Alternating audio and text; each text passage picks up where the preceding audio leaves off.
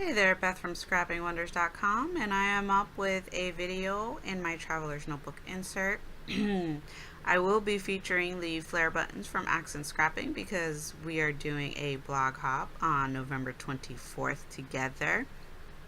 And then I wanted to really show you that the flare buttons can be used in Traveler's Notebooks, and they do not create too much of a bulky look. And also wanted to feature that they can be put on Tomoe River paper.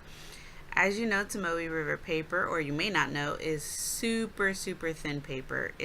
And I call it magic paper for the simple fact that it can handle so much, and it doesn't bleed through, it doesn't fall apart, and you get an amazing crinkly sound once you're done. And I'm working in my 30 Days of Thankful. I'm using the A6 size, which is basically a 4x6.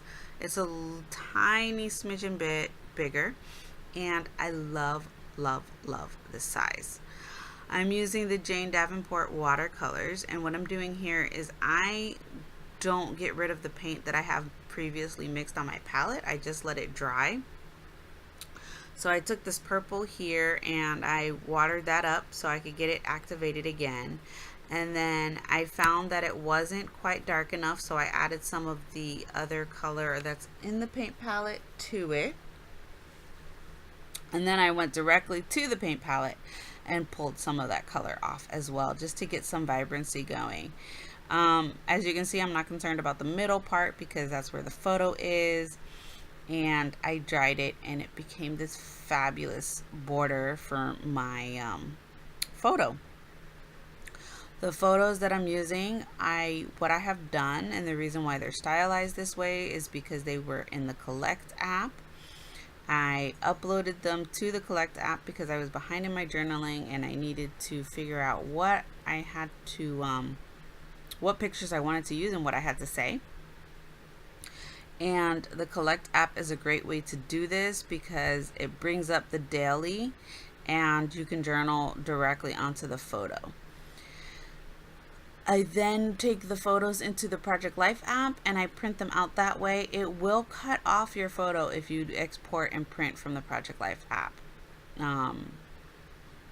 The workaround for that is to take the photos and add them to the Print to Size app and get a true 4x6 printed. But it doesn't bother me too much, so I just roll with it because I'm up for getting the story told and for it being done quickly, so the least amount of time that I have to spend on editing and putting the photos in different apps works for me. Then the next side, I kind of blended purple and blue together a bit here. A lot of it ends up being covered up, but it's peeking out on the sides, and that makes me happy. When you're doing this, even though the paint gets covered up, you're still ending up playing with the paint. So it doesn't hurt to just go ahead and do things like that. Because one of the things about watercolor, and one of the best ways to learn how it reacts, is to play with it. So the more things that you do with it, the more you're going to learn about how it works and how it reacts to things, and the more confident you'll feel when playing with watercolors.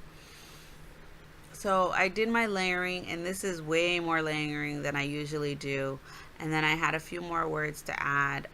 So I grabbed a precision pen, it's from American Crafts. It's one of my favorite pens for journaling on photos. And I went with that.